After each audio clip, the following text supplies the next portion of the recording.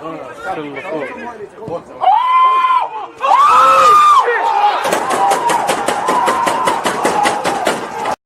deluded, I'm back again. Come on, Ian, bro. Come on.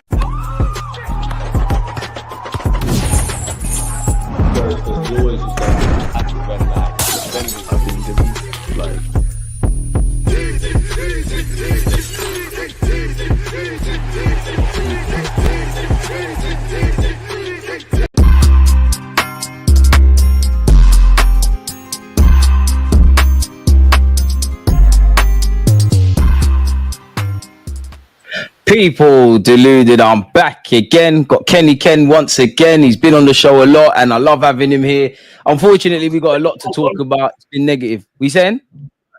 I was going to make sure my picture looks good, man. I'm just, yeah. We're good, man. We're good. You're all right, man. You're all right. A lot has happened this week. You know that? A lot has happened, man. A lot has happened. Where do you want to start before I ask you what I want to ask you? The most important thing that's happened this week. What's that? Well, Martin Fowler has died, so there was a minute of silence for Martin Fowler being killed off in EastEnders. Yeah. All right. And Roman Kemp's now the voice of Arsenal fans. Oh my God, Kenny! I had no plan of mentioning that. Yeah. Roman Kemp is. Roman Kemp is the son of Martin Kemp, who was in a pop group where basically he had makeup, grew his hair long, and he had a fat lead singer who got, last time I saw the lead singer, he got run down by Lady Gwagwan Campbell, and I'm a celebrity, get me out of here. Do you think Arsenal's, that's a good, I'm so happy you mentioned that, yeah, because I think at this point, anyone who's got half a brain and is not a sheep can see like the PR job being done by a lot of individuals, yeah. But actually, do you think Arsenal's been gentrified? Because I look at the North London Forever song, which I find cringy, but it come out, you know, he's the son of, I can't remember the lady's name or the show, but anyway, he's the son of a famous lady. You've mentioned Kemp. Do you think we've become gentrified and it's gone away from true football fans? 100%. All the London clubs have been gentrified. Don't get me wrong. When I was going in the 80s, there were a few people who, professionals, go to football, because when you go to football, you see people from all walks of life.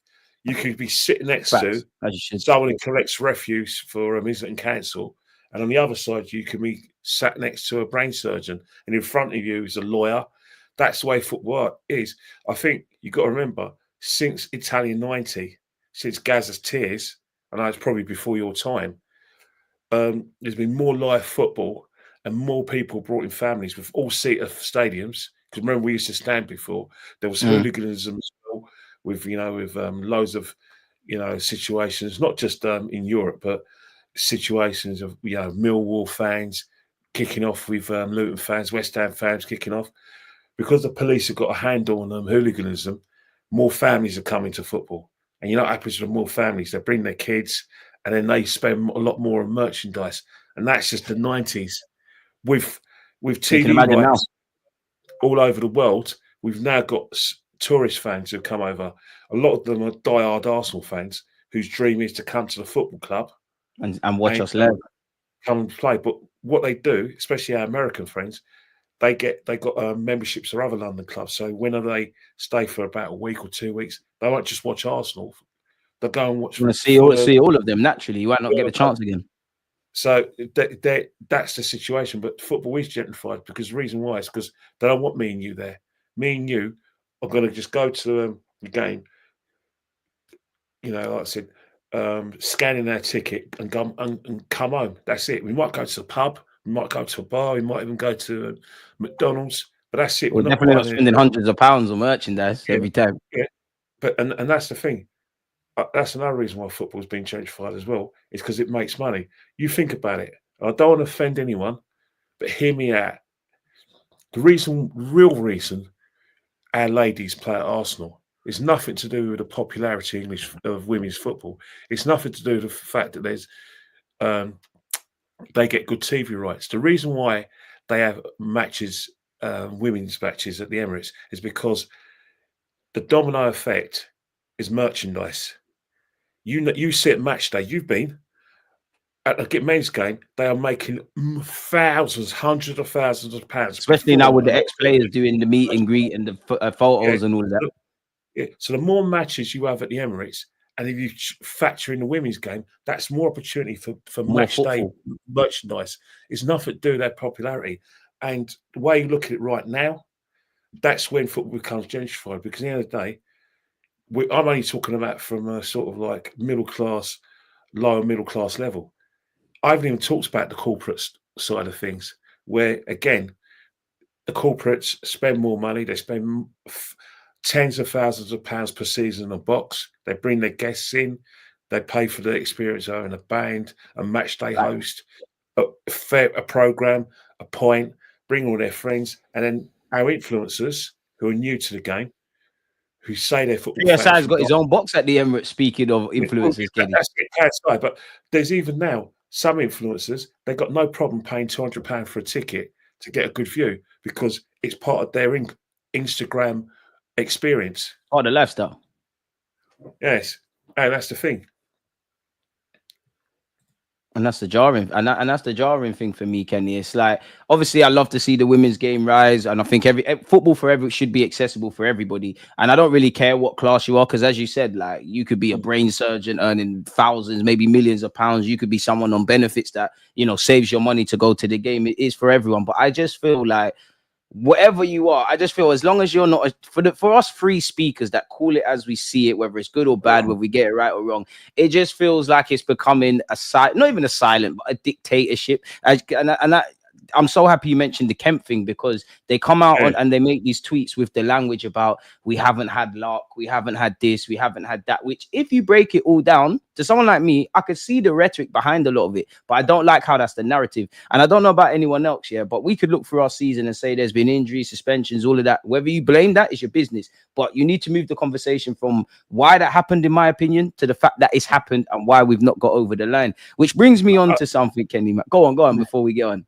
No, you're absolutely right. And I think what's happened is that Roman Kemp's done this a couple of times recently. And he's on the live show at Arsenal. Where he actually thinks he knows that because of the fact that he's very famous in his country, he's a radio star. He's been on I'm a Celebrity. He's been on all these programs. He presents the One Show as well, a very popular and very good magazine program, BBC One, by the way. He's got a voice, he's popular. And we're at an age that he feels that he knows that the majority of Arsenal fans still are massively behind Mikel Arteta. They massively pervade this narrative that the reason why we haven't won the league is purely down to circumstances out of our control, which is not true. Which is it's a lie. So he knows, but it's definitely not true. Yeah, he knows, right? First, if he puts a tweet out, he knows he's going to be viewed by about 500,000 people because of who he is.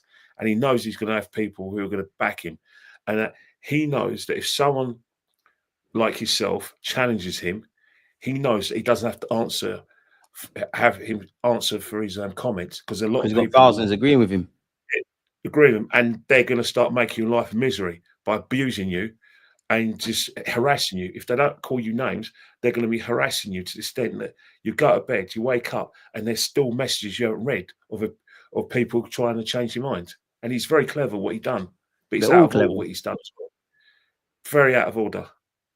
And that's what annoys me, Kenny, because for me, I believe in, like I always say on my channel, I don't tell you what to think, just think. If you believe Arteta is the guy, fair enough. If you consider everything and you think he's the guy, that's your business. If you've considered everything and you think he isn't the guy, fair enough. I do think in this day and age, especially with YouTube, there's too much force in opinions. I personally believe with this middle ground that Arsenal's at, I don't think necessarily that he has a leg to stand on if we were a club that wants to move him on. And I do think he's on borrowed time. I say that of the fact that he's got a contract. I know people love to sit here and say, he rebuilt the club and did all of that. I'm not going to act and say that I don't think he is in a good coach or hasn't done any of that. But as I said at the beginning, Kenny, it's now about getting over the line. And you made a great previous point on my channel about, one, he's been here for 6 years. Two, for me, it's really the last 3 years, in particular, these 2 years. You can be a good coach, be innovative, be all of that. But now it's about crossing the line. And do you feel there's more people that are loyal to hating Mikel Arteta or more loyal to Arteta being a success here than the only thing that matters for me and you and everyone else, which is just the fucking football club winning shit? Well, the other day, once people have nailed their colours to a certain mast. You're not going to change their minds. But in terms of Mick Arteta, it's just that his fans and the people behind him have got convenient narratives. They generally refuse to accept that Any Liverpool criticism. being the better team. They've refused to accept that we haven't played well this season. They won't accept it. They refuse to accept that the only player that's turned up this season in terms of performance-wise and consistency is Saka. They don't want to hear it. They will tell you And to then the our blue in their defenders at a face. push. They'll tell you the blue face that our defence is the best in the country. They'll tell you that our midfield is better than Liverpool's, and they'll tell you that our attacks are a lot better. What they won't tell you. So let me just get this bit closer. What they won't tell you, hopefully you can see better, is that all of I don't think these, they can see you, but they can hear you, Kenny's calm, man. all of these situations that we've talked about, the best defence, the best attack, the best midfield, is on Best team in reputation. 2024. It's on reputation though, because at the end of the day, why I put an asterisk on reputation is I only talk about performances. Declan Rice has not been playing well this season, regardless of whether he's been injured or not. You cannot tell me that Declan Rice has looked comfortable in any position he's played, right? Be it number 6 or number 8. Martinelli is basically a He's topic falling of off a cliff, conversation every unfortunately. podcast. He has definitely fallen off the cliff. Kai Havertz is irritating fans, albeit he scored 9 league goals this season, but that's in spite of the fact that he's actually been pretty average. Martin Odegaard is the biggest conundrum ever.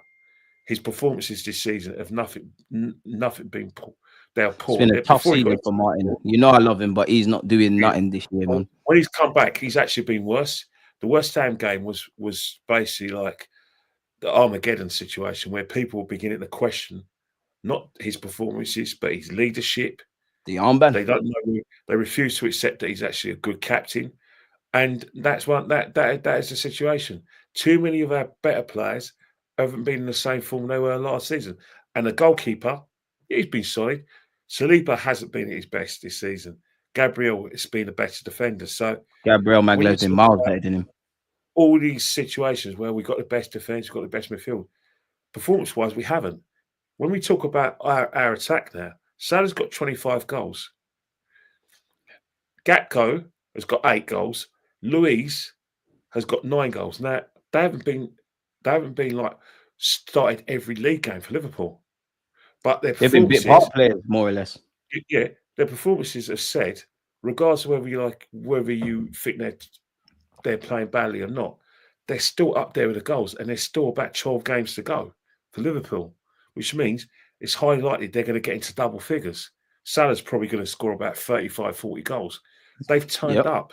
Whatever you say about Trent Alexander-Arnold, if you look at Liverpool's best work in terms of the goals that Salah scored and the creativity, he's been at the hub of that. The defence has still been great. So it's one of those things where Arsenal fans, it's on reputation. Mick Arteta on reputation. The board have let Mick Arteta down. Everyone's let everyone down. No one's got a leg to stand on at this club. But the problem we've got is that the performances don't lie. We never led the title once this season. Not once. You can only They've been 9 points clear since November, Liverpool. Yeah, and you know the worrying thing was this season is that you look at the transfer activity in 2023, in June to September 23. That's a team that was actually looking to win the league. If you even sort of rewind to January 2023, we were topped by about 5 or 6 points. We were still trying to get Casado, and we're still trying to get Mudryk. That's a team that's looking to win the league. Now, if you want to sort of fast forward it to the summer just gone and January's transfer window, hand on heart, does that look like a team that wants to win the league?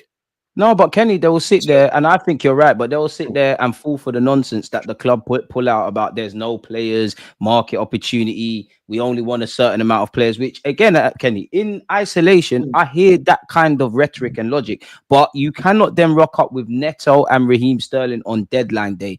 My head checked out from the summer. As you said, I don't think it was a serious window, finishing 2 points off City. Then you go into January, which is like a pit stop, last chance saloon, kind of a chance to rectify your mistakes or get closer to that, and you did nothing. That tells me you're comfortable with whatever going on, whether Arteta did or didn't want players, whether the board or whatever. That tells me as well, as a fan, regardless of what I feel on the pitch, what I want to achieve from a sporting front and how you lot are going about it is completely different. And you made a great point, Kenny, because people get on to me when I say I think of the 3 years that we've quote unquote challenged for this title, I think this has been the worst one. Anyone that understands football knows going into this season, right, after the previous two, it's either extreme progress or a stagnation. Unfortunately, we've done the other. And what annoys me is I look at it on a kind of, all aspect thing. I think people will still sit here and say, we're, me and you can clearly know we need attackers. We're up there for goals. We clearly know we've dropped off a level defensively. We're still up there for clean sheets. We're up there with all those metrics, right? So for me, there's a base, but it's what you do with that base. And as you said there earlier about reputation, I'm not saying to have pitchforks for anyone, but if you're going to big up the manager, the club, these players, then by the same logic, you've got to obviously hold them accountable. Well, 100%. You're 100% right. And that's what a lot of fans fail to do. They won't hold them accountable. It must have hurt our fans really badly to acknowledge that Miles Lewis Skelly didn't have a leg to stand on. There was not one dissent. There was a few people who were trying to, recapture their lost youth, or in YouTube's terms, recapture their lost, profile by saying that, Kudos elbowed him first. It's complete absolute rubbish. He didn't elbow him at all. He won the ball fairly. The goalkeeper assumed that our player was going to win the situation, and he still wanted to be the sweeper goalkeeper, panicked, and the guy was a blatant set it off. In fact, the referee actually bottled it. He's scared. The reason why he got scared, because he thought there was going to be a pylon from people from Sky Sports, Match of the Day, TNT, Radio 5, TalkSport, and then every YouTuber, every ex-player. And he thought, you know what? I'm going to give him a yellow card because I don't need the hassle. My family don't need the hassle. They're death threats. And then, thankfully, for the integrity of the game, VAR did its job properly. Awesome. But I think Calafiori's lucky he didn't get sent off in the West Ham game, if I'm honest. Rewind. We are back playing badly against Bournemouth, but it was a sending off that cost us. That's why we lost. No, Arsenal fans to this day refuse to accept that we shot ourselves in the foot against against Brighton and Man City. They think twice against Brighton, Aston Villa at home. They don't seem to compute the facts that when our two players kick the ball away, they're already on a yellow card. Every time a player kicks the ball away, they go on as if the guy should be sent off. When really and truly, we're already walking the tightrope. Do you think there's consistency in that one though? Because I do. Arsenal never going to get decisions. This is why I'm asking, because I feel like that, but we have to have a combo for the real public. Do you know the real reason why Arsenal won't get decisions? Let us know, man. Again, and it's not a dig at the fans. It's just facts. The more people like from Sky Sports, the more our fans revel in the fact that we're now a team that doesn't like to be messed around, that we've perfected the dark arts. All you're going to do is, if you go on a public platform and basically revel in it, then I'm sorry, the referees do have social media. They do have TVs where they can watch Sky. They think, oh, okay, Benjamin White doing that, pulling goalkeepers' gloves at corner routines, players being held when they're trying to mark the zones at the corners. Oh, Arsenal players going down, feigning injury. Arsenal players wasting time. Arsenal players committing professional fouls, taking one for the team. What's happened since then? Since we've boasted about being, proficient at the dark arts. We suffered. We've suffered. And that is quite factual. Maybe our fans, maybe if they kept their mouths closed, firmly shut, maybe we wouldn't have a reputation. That's what happens in all walks of life. It's happening 40 years ago. Referees have a black book of players who they think are going to transgress in a football field. You're taught that at Sunday League, if I'm honest, to disregard the referee regardless. Of course, it plays a part. There was a foul on Roy King. There was a foul on Petit. There was a foul on Vieira. Most of the Arsenal players, they know the score. Referees are watching us. So if the referees are watching you, why give them ammunition? Why kick the ball away when we're 2-1 up against Man City, where hindsight is 2020? Essentially. Yeah, hindsight's 2020. But from what we've seen since we drew with Man City, what's happened? Man City have fallen off the cliff. Knowing what we know now, if we didn't know then, we could have won that game 3 or 4-1. That's how bad they were. Remember, Rodri was off the pitch by then.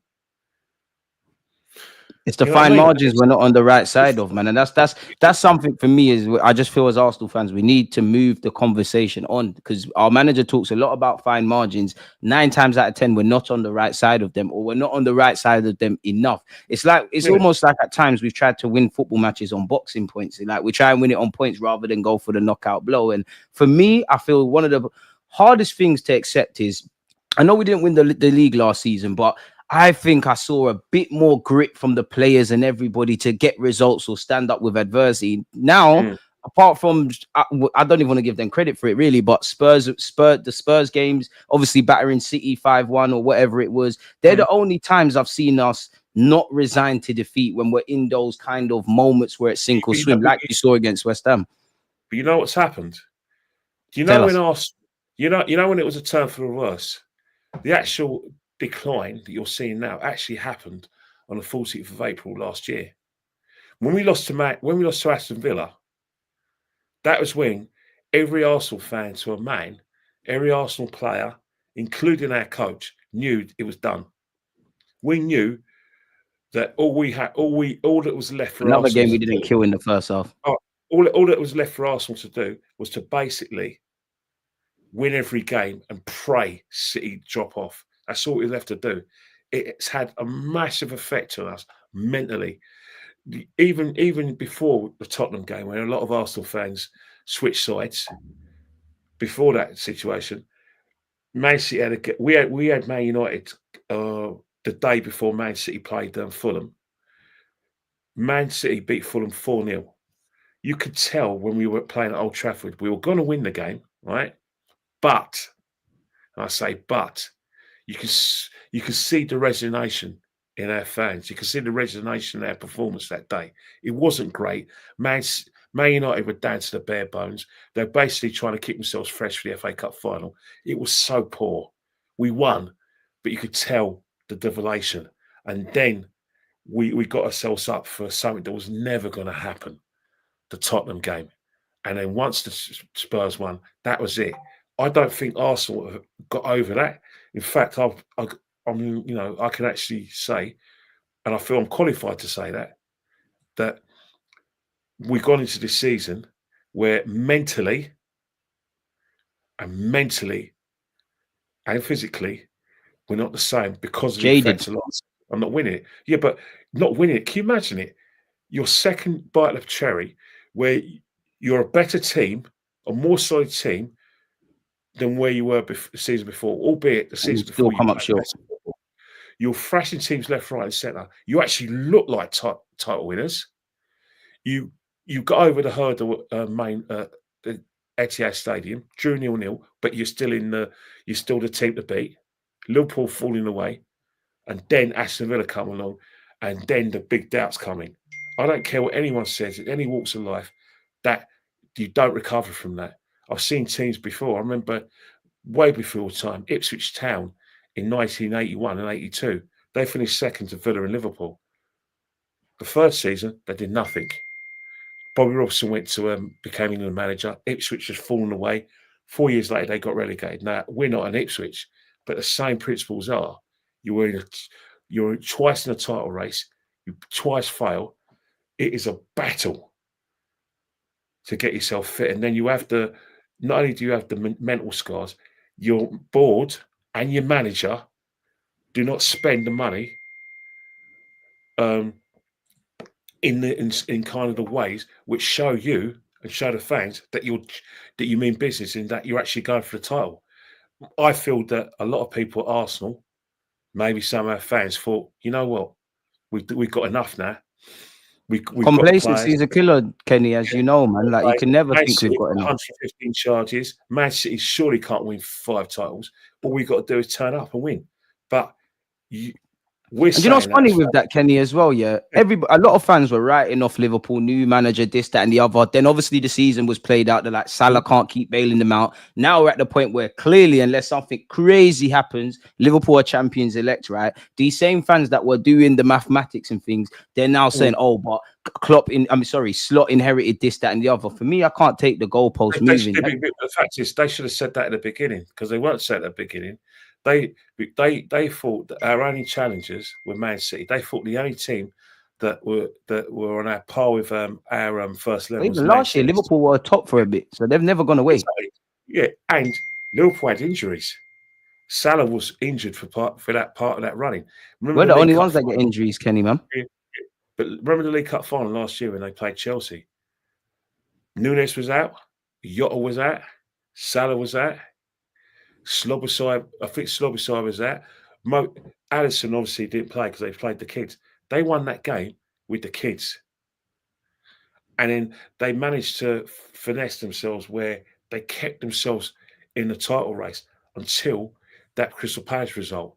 But they still had massive injuries, and that had an effect. Now, I'm not saying that they were better than us or on a par with us, but this season, Arsenal fans should have, instead of becoming emotional and becoming, how do I say it, presumptuous. At the end of the day, you're football fans. Come on, Salah's world class. Van Dijk's world class. They're all proven winners. Arne Slot's won the Eredivisie, which I'm not gassing up the Dutch league, but it's a league title. It's more than what Arteta's got. So he knows about this thing. Yeah. Arsenal fans, surely you would have known, right, that there was always going to be a reaction that if you kept all those players fit, they were going to have a situation where they were going to challenge. You know, they were quiet. A lot of their fans written them off anyway. Their fans are just as surprised as us that they're in that title. They're probably not happy because they've done their new manager dirty, if I'm honest. 3 of the key players' deals running down, not really done anything in the market. Well, you and I know that next season, that's when his job actually starts, because there are going to be departures. He has going to be able to get his players in. But what I was watching something on a channel, and one Liverpool fan was actually right. If he wins the league this season, he's got credit in the bank. And he sees the present moment regardless, which we don't do. There is a situation. Credit in the bank. Mick Arteta got credit in the bank. Not from me, and probably not for yourself, but not from me, but he got credit in the bank because of what's happened in the last 2 seasons. Unfortunately, that credit's run out. Plus, he's got the situation where he is probably the longest serving manager in European football, the exception of Pep and Simeone. You've been here 6 years. Kenny, for me, it's about getting over the line, you know. Big up Arteta. I actually think you're a good coach, but you're struggling. Remember, a lot of managers weren't given them that amount of time, weren't there for a long time. This is why I'm saying it's time to deliver, man. Yeah, Zidane wasn't a Real Madrid for the amount of time Mick Arteta's been at the club. He actually, I'm not comparing him to Klopp, yeah. Go on, Kenny, but like, I just want everyone to see, yeah. Jurgen Klopp joined Liverpool in 2015 and obviously left in 24. If we skip all the way to his honours list on Wikipedia, yeah, just because I do think Arteta is given too much of a free run in it at stuff. Obviously, he joined in 2015. Look at what he's done. Because the simple reason is that couple finals in the same year or the year after he took Liverpool. Yeah, because the reason why he's able to do that is because we're not even doing that.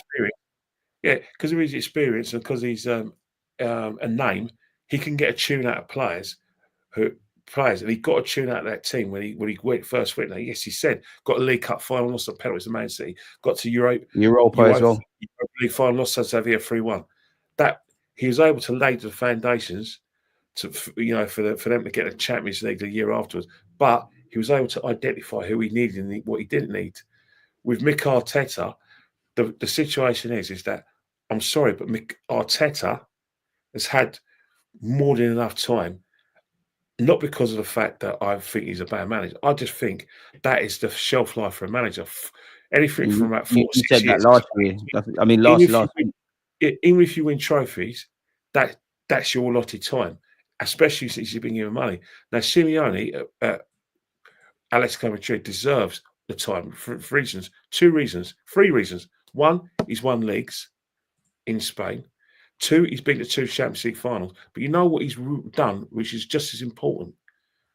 Business-wise, he's turned Diego Costa, Rodri, Thomas Partey, Griezmann into top-class players to the extent that they can make money, make millions, Reinvest it. bring those millions into the club. So that's what he's done, and that's why he deserves a blank check. Guardiola is always going to get a blank check because he turned Man City into a team that's dominated Barcelona B, essentially. And let's face it, they're probably the most feared team in Europe. Arteta hasn't done that.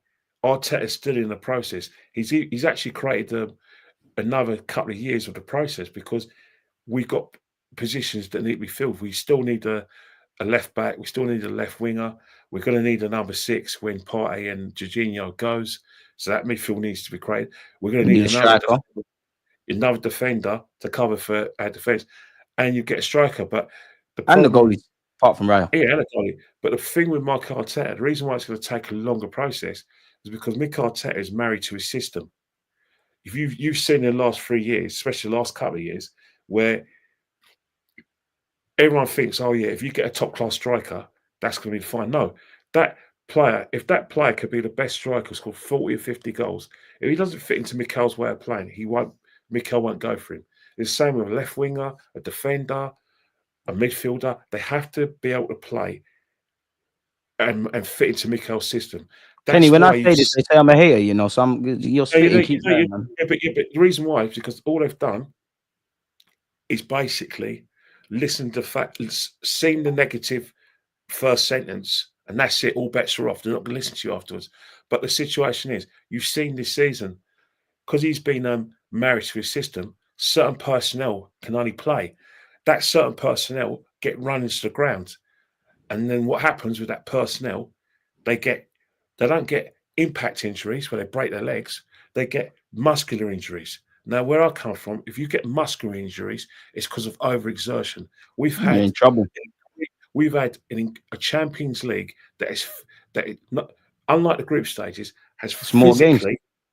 No, yeah, but they've had more games, but they've more games of intensity because you've got to win every game. If you don't get into that top Atalanta, we've had some tough games in that competition still. If you don't get in that top 8, you're going to have a situation where Arsenal could have been playing Real Madrid, and boom, they'd have been out. They wouldn't even got into like the money-making knockout stages. Look at the Man City, and that's why every game is at it. Now with the group stages, and I'm not being disrespectful, you were seeded, right? Right or wrong, you were seeded.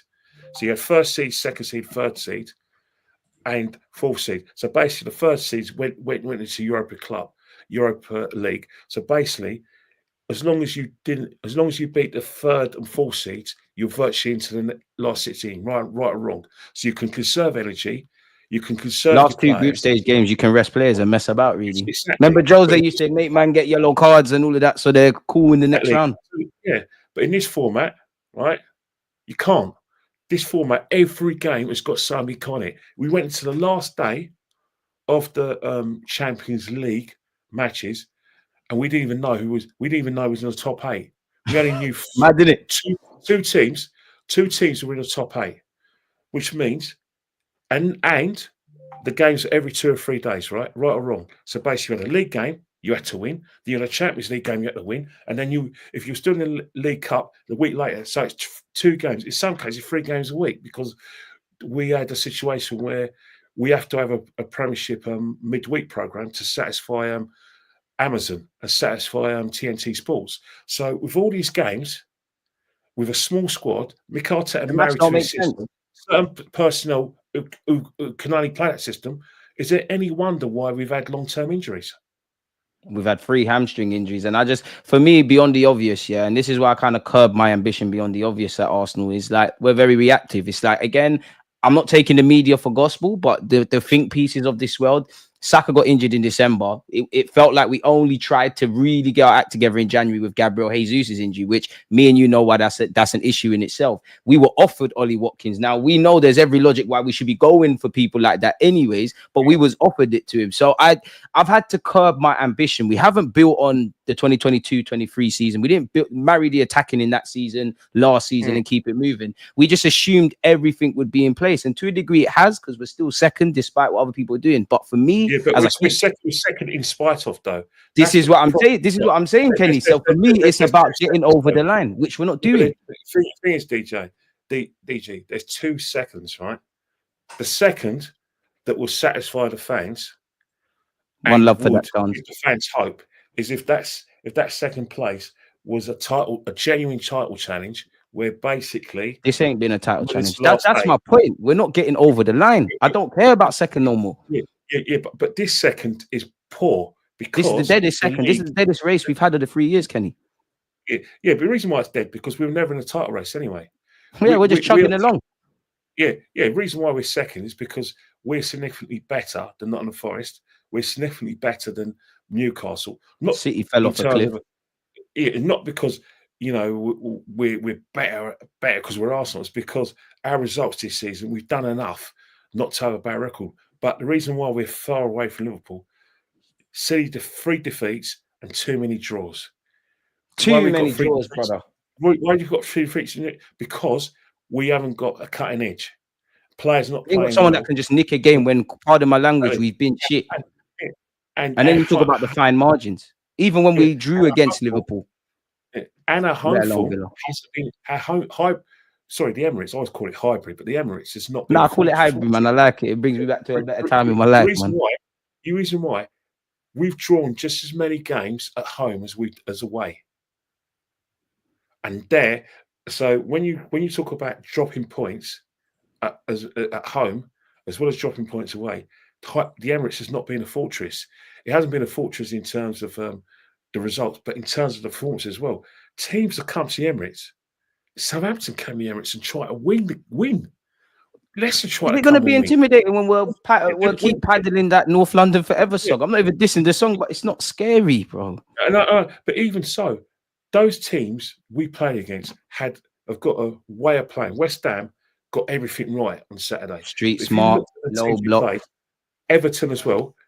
All you got to do against us, especially when we haven't got the cutting edge and we haven't got Saka, all you got to do is let Arsenal have 60. Let Arsenal have all the possession. And we don't move it quick enough to disrupt your shape, anyways. Make sure that you have at least 35% possession. Let them have the 65. Stay in your positions. Have the rigid and compact. Yeah. Make sure for the first half an hour when Arsenal go at it and they play with pace and precision, you keep the scoreline to 0. The minute they tie after 35 minutes, that they know Mick Arteta is going to look at that and think, you know what, we need to be a bit more compact. And what will happen when Arsenal retreat? Just come. West Ham, their first attack on Saturday was in the 30th minute. That was after we tied. When did they score? Yeah. But you think about it, they scored in the 44th minute. Their first attack was around the 35th minute. It was 30th to 35th minute. And even in the whole game, they had better chances than us, Kenny, man. That's what it kills me. It's baffling. Why do they have better chances? Because they're breaking with intention and they got a clear way of playing and they're moving the ball quickly, man. No, it's because our tempo went from 100 mile an hour to 20 mile to the 20 mile car zone, which meant we slowed down, we retreated. That allowed West Ham to get back in the game. West Ham, not the first time West Ham did it. Everton did it. Everton were comfortable. It's not our first rodeo. We saw it last season. This is why I'm frustrated, because everything, like we've been speaking about in this 39 minutes already, Kenny, yeah, whether it's injuries, whether it's adding on to qualities, whether it's how teams are setting up against us, we knew this all last year. It's not like we've stumbled across this in the last 3-4 weeks. Yeah, we knew this coming into the season. Pardon? You're 100% right, but that's the situation. The performances this season have nothing been short of baffling. Lackluster. And another thing as well, a lot of fans are in denial about Kai Havertz and Declan Rice. What do you mean by that in particular? Well, I'll tell you what, look, we'll start with Kai Havertz. There's the school of thought that believe that Kai Havertz is tactically important. I think Kai Havertz was an indulgent signing, and I think he's been tactically disruptive. Vanity project, if we're honest. Well, it was proof that he was tactically disruptive was the quarterfinal against Crystal Palace when Jesus got his hat trick. The logical decision next step was to play him against Crystal Palace. So you played him against Crystal Palace, but you didn't drop Kai Havertz and put him on the bench to come off the bench to try and cover for any possible injuries to Jesus. You still played Kai Havertz and you disrupted your midfield and played Thomas Partey right back. Big up, Catchman. This guy's foolish. I don't want to sort of like be presumptuous, but that is just proof in the pudding. Kai Havertz plays no matter what. Because he has to. 65 million, 200 odd grand a week. It's Mikel Arteta's. You're next on the line. It's a vanity project. He doesn't have to, but I think he does because I think he's got to sit there to the cronkies and say, "Listen, this is my guy. I got to use him." I think he does, Kenny. Rightly or wrongly. Yeah, but Mikel Arteta isn't brave enough. But the obvious one is Declan Rice. Now, a lot of fans are scared. I think you're being harsh on Decky boy, Kenny, man. I'm not really being harsh on Decky boy because you've just seen the negative. Yeah, you think, right, I'm going to beat him up. I'm not actually going to. No, I know you're not going to beat him up. I think we got a lot of problems with him. I'm going to come from a football perspective and ask genuine questions to the panel and yourself. First and foremost, this is one fact. Declan Rice has never let us down. He hasn't been as great as he was this season, but he's never been what I say. And I'm sorry about. Okay, you're not being harsh now, Kenny. He hasn't been piss poor, except for West Ham this on Saturday. But that's a banker, man. I don't know why he always drops a stinker against him, man. But the thing about Declan Rice is his performances haven't let us down. They've been very good performances, but he does not fit into the way we play. He's not the number 6. He's not a number. He says he's a number 6. You guys says he's a number 6. But what's happened is that the number 6 position has changed.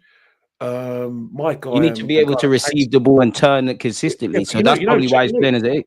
Yeah, but he changed the number 6 position. It was N'Golo Kante. He changed the way number 6 plays.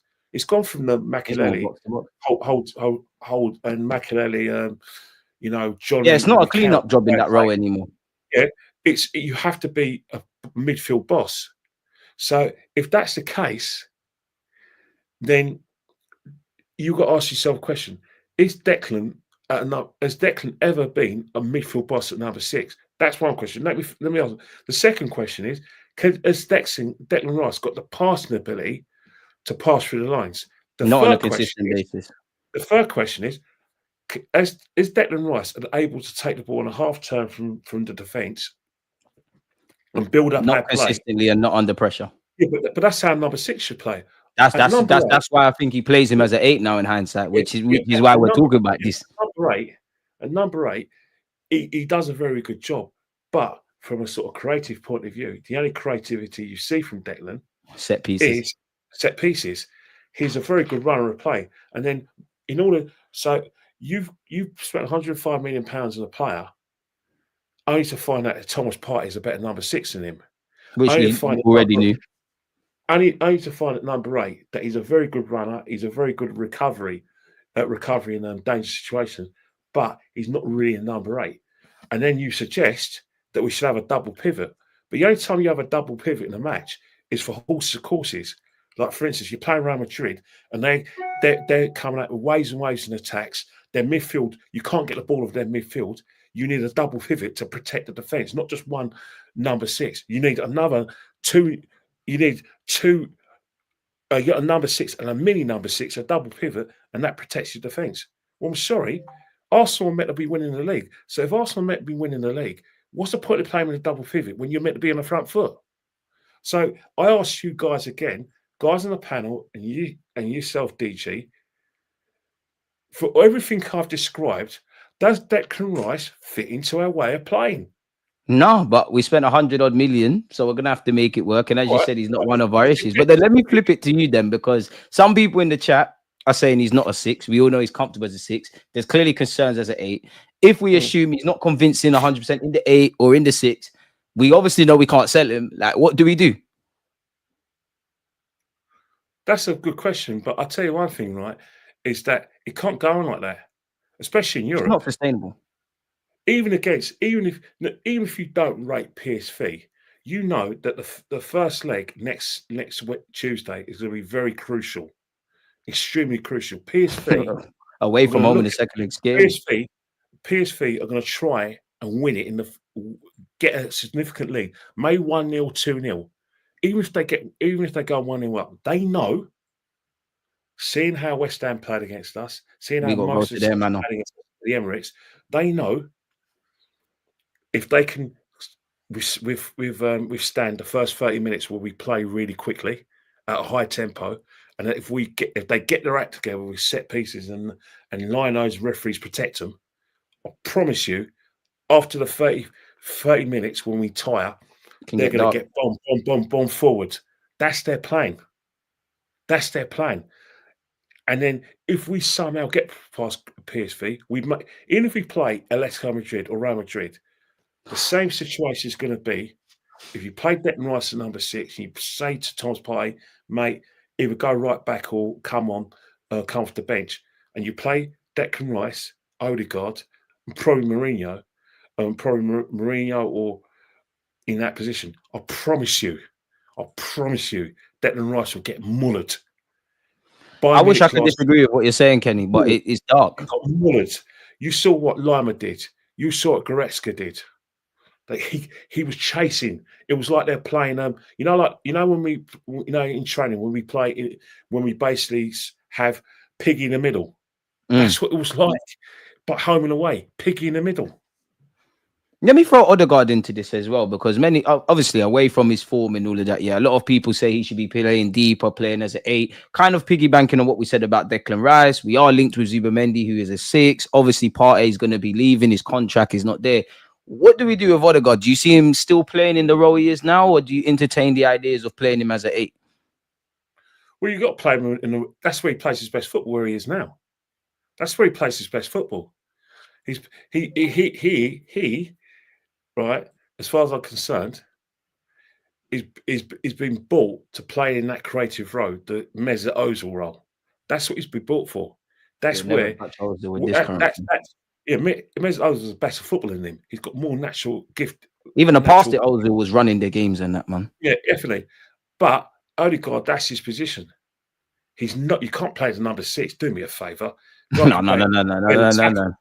Bike can barely tackle. He tries, but it's like being in a boxing ring with heavyweight and a flyweight.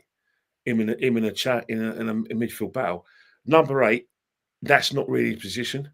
I think where he is where he should be. However, his form has been poor. It's been bad. Would you put it down to, man? Because surely, obviously, he's had ankle injuries. He's had a kid. There might be other stuff. Well, he's not fit. I think the Brighton game, he was injured during the Brighton game. Minter and took a particular liking to him. Wouldn't leave him alone. And there were times when he was going up to the referee, which I believe was Chris Cavan, and said, "No, come on here. Look at my ankle. They keep on clipping me out and stamping on me." And then he should never have gone away to Norway because I saw him getting limping after the Brighton game. He went away in Norway. What happened? Surprise, he got an ankle injury. And I think because we were struggling for creativity, we rushed him back. Because, and so we rushed him back. After Newcastle, the result, we panicked because we thought, oh, God, we're losing ground in the title race, which we're never in anyway. But we brought him back for Chelsea game.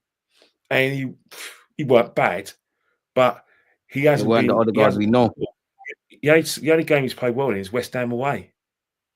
That's it. Where the whole team was. Do you think? How much stock do you put into Saka not being there, and I guess to a degree Benjamin White? Like, we know players like relationships and stuff. Benjamin how far does that go? We'll do it one by one. Saka's our best player. Saka's our best player by a mile. Countryman. He's the only player that's turned up this season. he basically is Mikel Arteta's attacking system. It's basically Saka. It's basically Saka, i.e. give the ball to Saka, we win the game, everything's be all right. I don't think Arsenal fans realise how important Saka is to his team.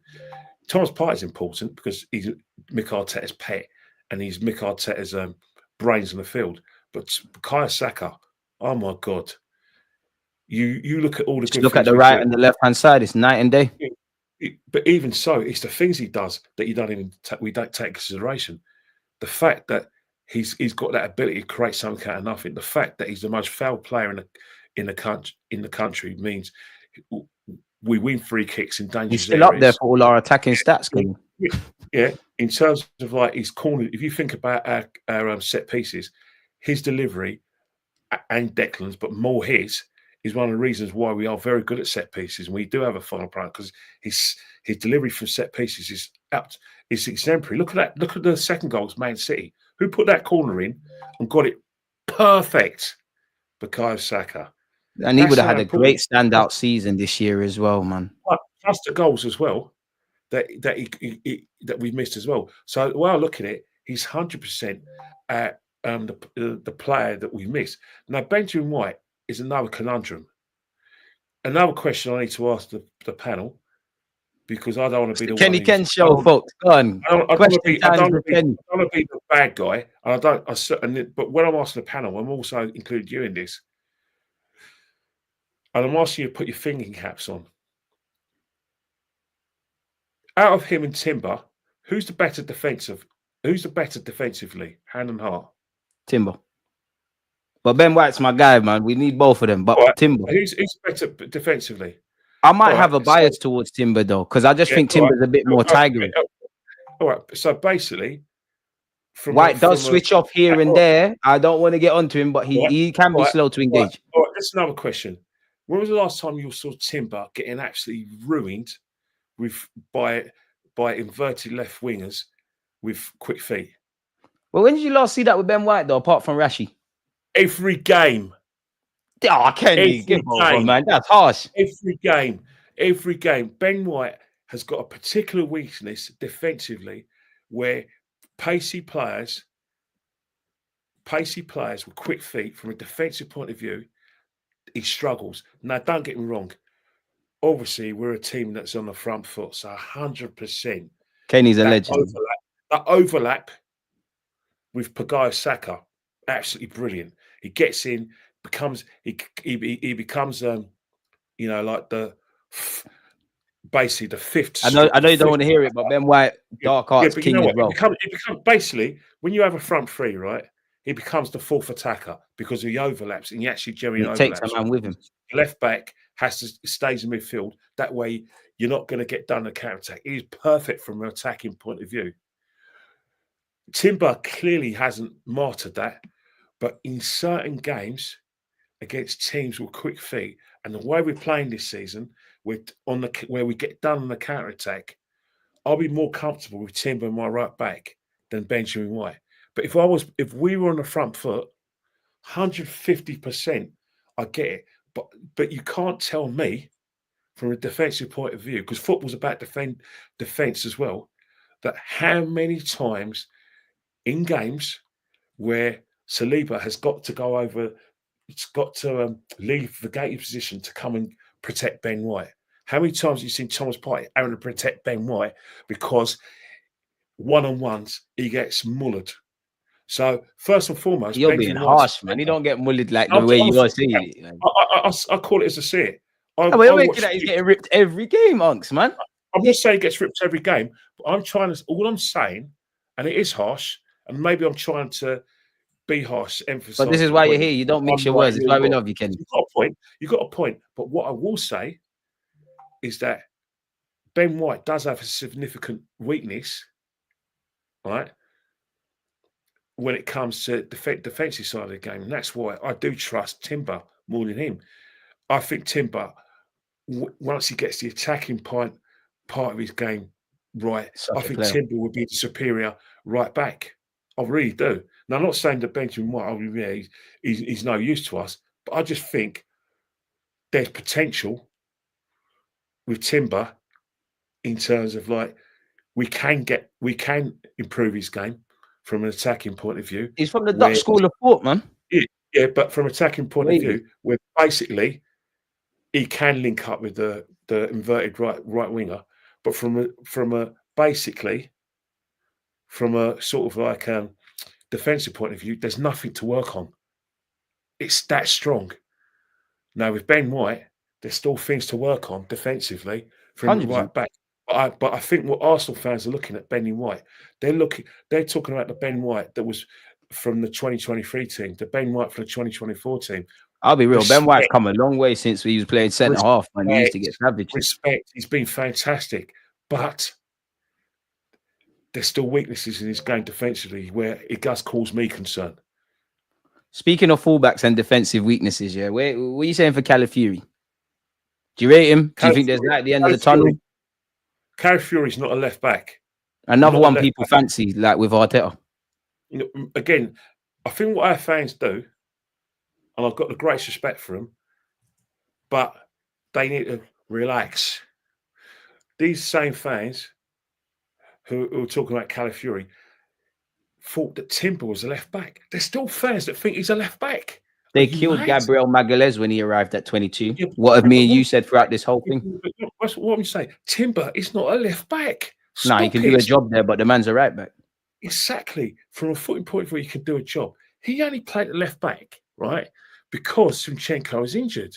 Now, all of a sudden, now when Benjamin White's injured, they're now saying, oh, yeah, by the way, moving forward, we're not going to play Calafiori, which they got a point because he's not really been that great at left back. But they're going to play Timber at left back, play Benjamin White at right back. And then when Lewis Skelly comes in, Lewis Skelly, either you drop Lewis Skelly, so you drop Timber and play Lewis Skelly, or you put Lewis Skelly back on the bench.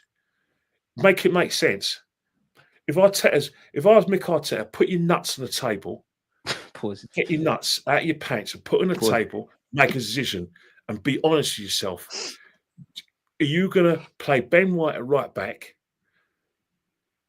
or Timber at right back? Make a decision and stick with it.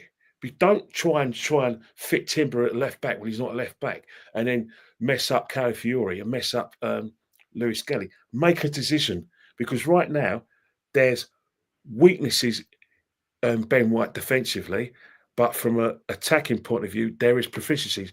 But factor it in, Ben White's been injured for most of the season. Play him sparingly. Don't rush. Relax, calm down, using sparingly. Timber's not doing much wrong, is he? At right back.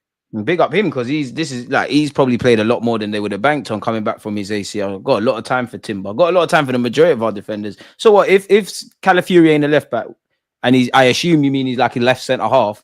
When is he going to get game time, or is he just purely a squad player? Because Gabriel Magalhaes is made. He'll get game time if there's injuries.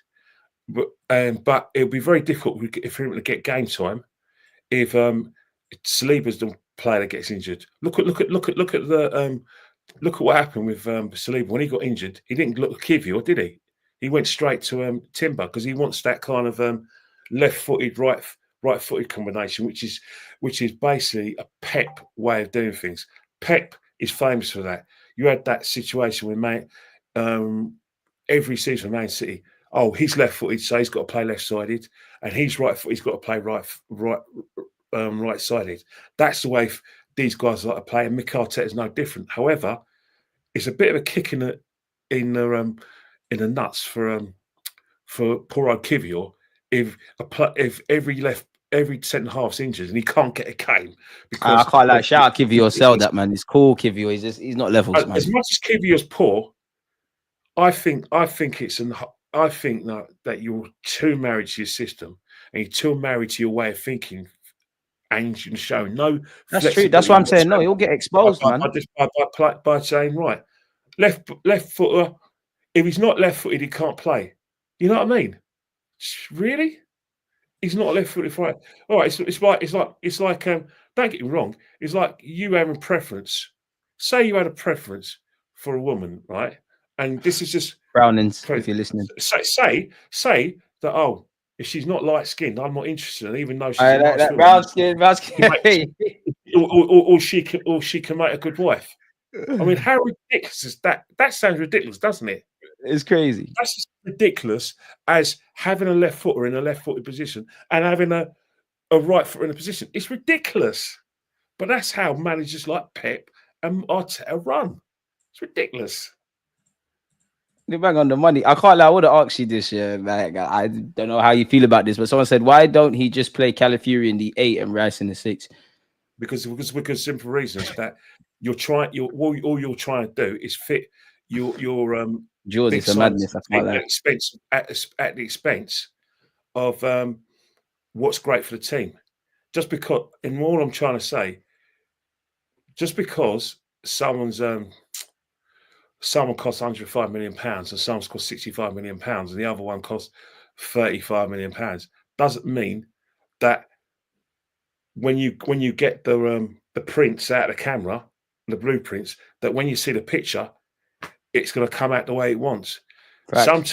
Sometimes tactically, sometimes they have to be right tactically. That's all down to what you do on the coaching, training pitch. But most importantly, sometimes some players don't fit. Before your time, if you heard of a player called Stefan Schwarz. Stefan Schwarz is probably he was probably one of the best midfielders in Europe. You know, he played in Italy. We got him for one season at Arsenal. Brilliant footballer, but he didn't fit in where he played. Off he went. It happens. Do you think we don't do that enough?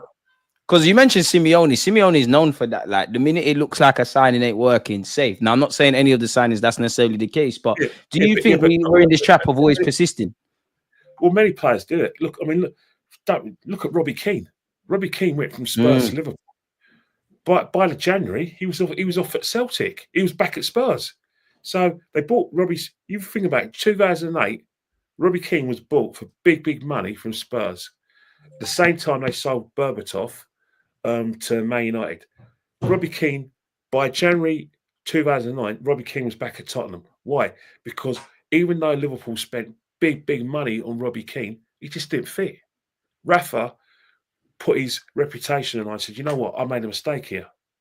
Now, I'm not saying that sometimes you've got to be humble and just say, right, it ain't worked, you know. I'm not saying that Mikel's said the same thing, is thinking the same thing about Havertz, Declan Rice and Calafiori, but from the way Arsenal want to play and from what you're expecting from Declan Rice, you've got to ask yourself a question. What position is he actually proficient at?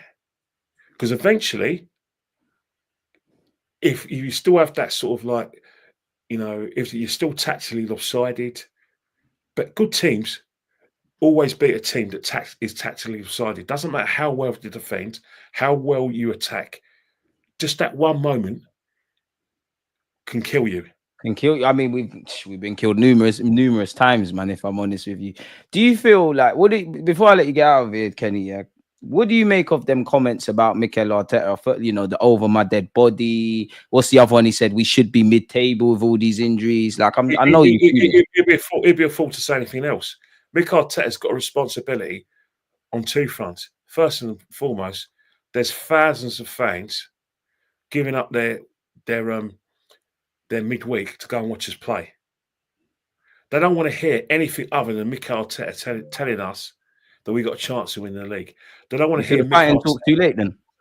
Yeah, it's got to be fighting talk. It's his job. That's a bit like a Roy Keane, don't I? It's his job.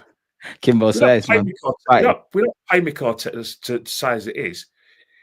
We pay Mikel Arteta to get the players ready, get the players believing they can win football matches, and most importantly, those fans as well. Now, whether he believes that is another thing coming, because at the end of the day, he's been around football for a long time. He will know and ask himself the question, right? That transfer activity of this season, where I've sold players, he would ask himself, is this team good enough to win the league? And then he will look at the players' performances. Only if everything goes right, which some of our fans believe. You look at the players' performances and you think, right, are my players at it? He will know that. And then he will look at Liverpool's performances. He will look at the points gap and then he'll look at his players, and he will know whether they're good to go. Also, most importantly, he'll look at the players' fitness. He will know whether he's pushed them or not. But you're only going to find out Mikel Arteta's true feelings is when he leaves the football club. Yeah. Where he if you asked him, right, in a year's time, if Arsenal do what I believe he should do and relieve him of his duties, he will tell you that when I was interviewed on the 25th of February, over my dead body comments. Well, I didn't really mean it, but hang on here, I had to cheer our players, but I knew that I couldn't compete with Man City and Liverpool because I didn't have the squad and a big enough squad to compete with them. I didn't have a big enough squad to compete with the Champions League. My players' performances were that bad. Deep down in December, I knew we couldn't win the league. He's not going to bloody say that, is he? But we can, because we're not pork chops. We got brains. But when he finally leaves his football club, he will completely use all these things as reference points. And that's what's One thing he won't do, he won't admit that he ran his players into the ground. You can't, because it's going to make him look. It's going to make him look silly. But that's why I feel it's like a crime scene. Everybody's got their, hands on. They got their fingerprints in the crime scene. When you got to remember one thing though. Only What's one person in football has ever taken a can, and that's why they get paid millions of pounds. Let's not forget 15 million a year in his case. Yeah. So he's got no right to go and blame Edu and blame everything else. We don't pay you 50 million pounds to say, "Oh, well, it weren't my fault." It's the board.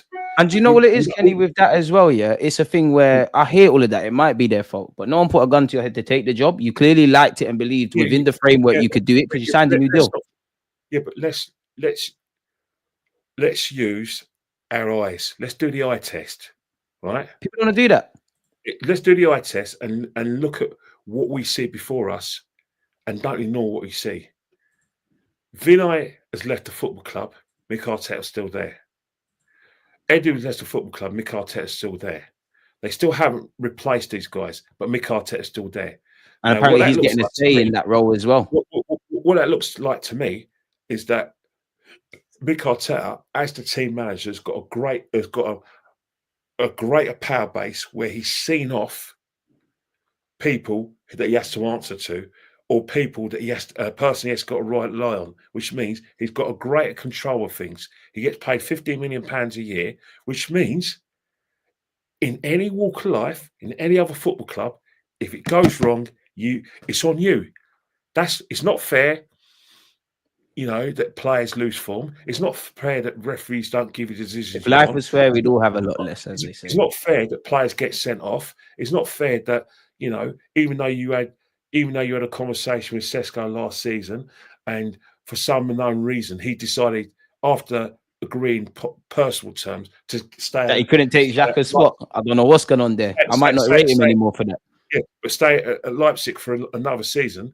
That's, it may not be his fault. It may be harsh, but he still wants Saka. Factor in all of that, right? It's too bad. It's on you. If things go wrong, you take the can. The board will say, "Well, I'm sorry, mate. We've given you £750 million. You still haven't got over the line." And for me, it's these 3 years you've fumbled it. There's too much explaining. That's what happens. It's football. It happens in football. Same way, if you won, you get all the flowers, rightly so. And that's the thing. It's never fair, but managers know what they're getting into. Managers know that if things don't go right in the transfer market, results are not their best friend. You leave. That's football. They're not stupid. I'm not too funny. They're not ripping up his deal at any time soon, though. Don't you? You see in the city, you see in pensions. Majority, 70% of people in this country, when they work, they are consultants. They are temporary workers. Only 30% of people in this country have permanent jobs.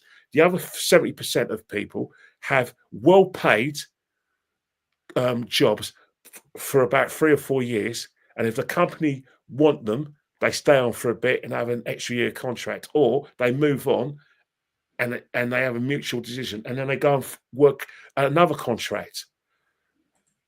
That's what happens. Football management is exactly like that. So I don't understand why people feel they're going to have like 1 minute silence if he leaves the football club. Football's like that. And this is it. Am I missing something? I can't like neither me or Kenny have blamed Arteta. Well, slagged off Arteta. That's actually a good question. The reason why it's a good question is that I've never once I've tried to look at the bigger picture, but you've watched my show last week and you watched the show I did 2 weeks before that. I've always been consistent in saying accountability. If you're in a position of Mikel Arteta standing, he has to be accountable. Results are not his best friend. He has to be accountable for results.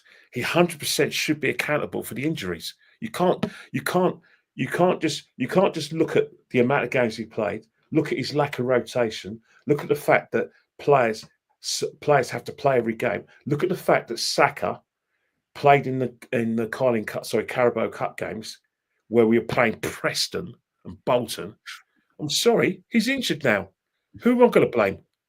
Who am I going to blame? Off the back Saka? of previous seasons of playing forever as well. Like Saka pick himself. No, he doesn't.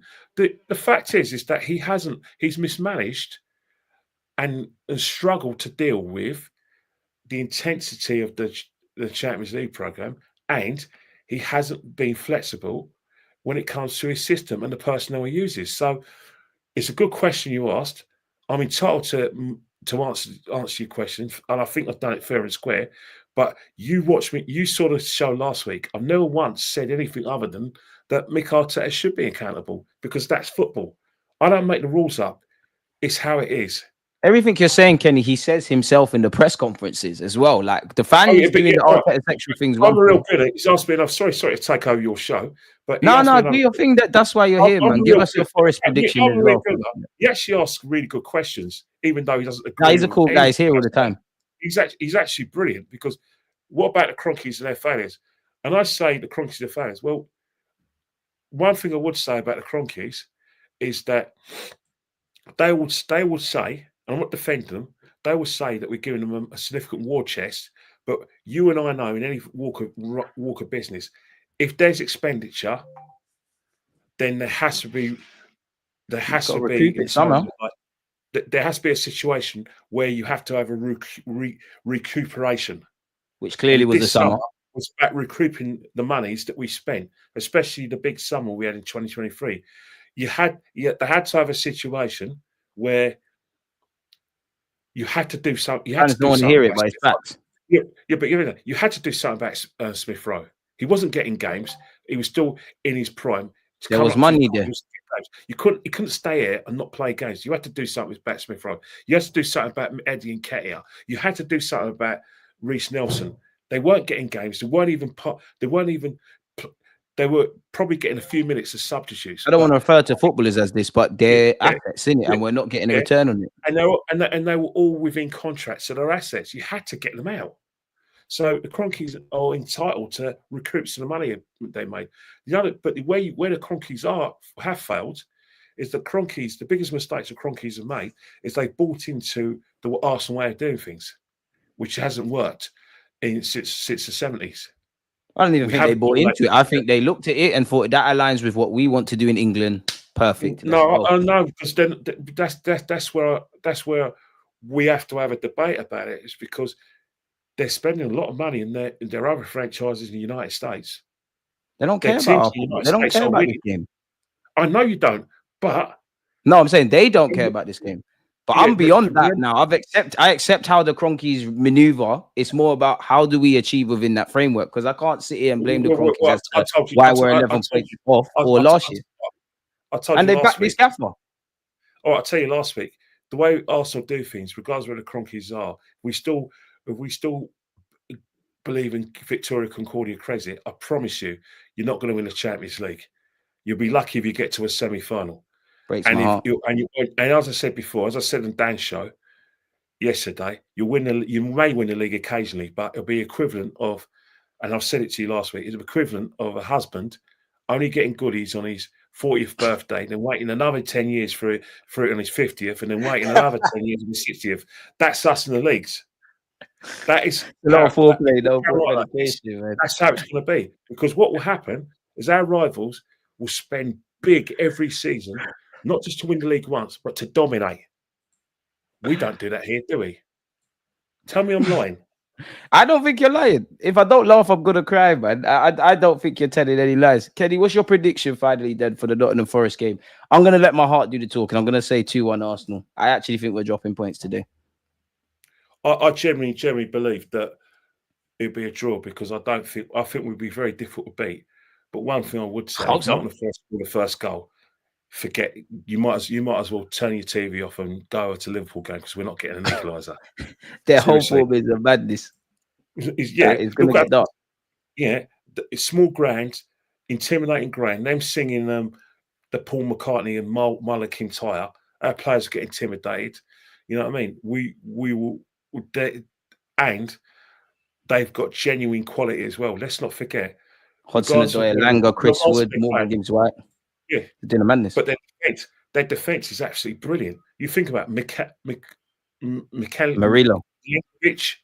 And the other one's great from set pieces. The Serbian lad, you said, well, he's a big lump as well.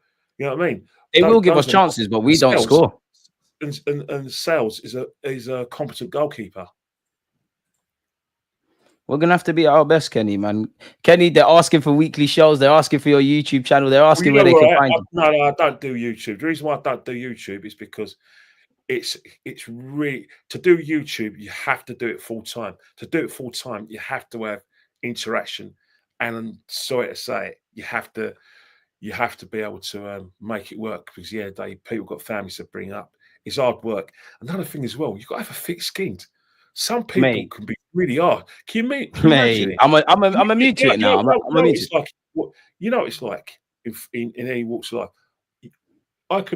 You could have 50 comments saying, DG, man, that's brilliant. Then you have one. And it's that one shot. You have one pork chop and say, mate, you waffle, man. You just talk rubbish. You'll read that rather than the 50 people that said you did well. No, but that's the thing.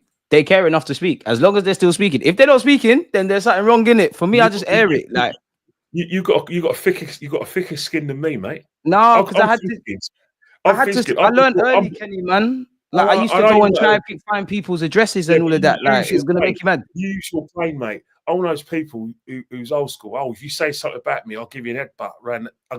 I'll meet you at Dow's Dynamics in Archway. And let's that's what I used to be like. But then they just want jokes and whatnot, man. Like it comes with the territory. It comes with the territory. Like I've got friends that do YouTube and do music, and they're badder than I could ever be. And I see the verbal that they're giving, and I'm thinking, if you ever dared to say that in their face, you might not live to see the other day. So if they can put up with it, I can, man. It is you just got to leave it, man. Situation, you're 100% right. One guy, Magic Mike, I had a conversation with Magic Mike about YouTubers. I won't mention their names, but he reeled them off, and he said, he said one person who's not with us anymore, he gets abuse, it hurts him. That one gets abused, don't care. That one gets abused, don't care. Still, that one gets abused, don't care. You know, you look at the most important, the biggest YouTube channel out there and YouTube franchise out there. They get abused, they don't care, they just carry on. You look at the Man United guy with blonde hair, looks like Joe 90. What's his name? Mark Goldbridge looks like Joe 90, or out of the those space puppets and all that. Well, he don't care. He gets abused left, right, and centre, probably death threats. He's still carrying. He's got about 3 channels, all about 1 million subscribers. You just got to keep it moving. You just got to keep it moving, man. Because the thing is, Kenny, you don't know why people are hating. Like Newcastle, that Brian guy, True Geordie, he don't care. Tyson but Fury, he's putting things up his bum crack, man. He's moving back. Tyson Fury called him all sorts of names. What happened? He's still got his YouTube channel. Tyson Fury is no longer the heavyweight champion. You just got to keep it moving because some people are hating for the sake of hating. Some people are hating because they're not happy. Some people just want a reaction. Some people just want to talk for the sake of talking. And then if somebody said you effing idiot and I put it up now, they're there with their friends probably wanking, saying, "Oh my God, they literally pull it up." They just got to air it, man. That's 100% true. They want, and the thing about me is I rise to them, right? Because I realised that when I was on Leeds channel, some people were making comments. You know what I used to do? I used to just sort of call them out on Leeds Channel. And I never heard from them again. But I think they love it when I call them out. They love it, man. They hi, I got him, Kenny, take my name. You know what I say, right? I got this flame. I said, right, you're a pork chop, but you're not going to go on a barbie. You're going to stay in the freezer where you belong. And that just cracks them up when I say that. And that's the thing. Hey, catch allow me, man. It's geezer mode. And that's the thing. You just gotta air it, man. Kenny, can we confirm we're gonna have you here next week? Without shout that, I ain't got much to do, but yeah, remember we got Europe. We'll find. Look, we'll work around it. Oh yeah, because we're playing. We'll work around it. But Kenny will be here next week, you know guys. Where to find me anyway. You got me number. Yeah, I got your number, man. We're good. We're good. So good stuff. If you got me number, we work together. You know, like I said, and to all you pork chops in the corner, you're all gonna go on a barbie. And on that note, people, I'll see you for a watch along for Nottingham Forest Arsenal. Kenny, best of luck for whatever you're doing with the rest of your evening beyond Arsenal. One love for being here, Unks, man. We're out. I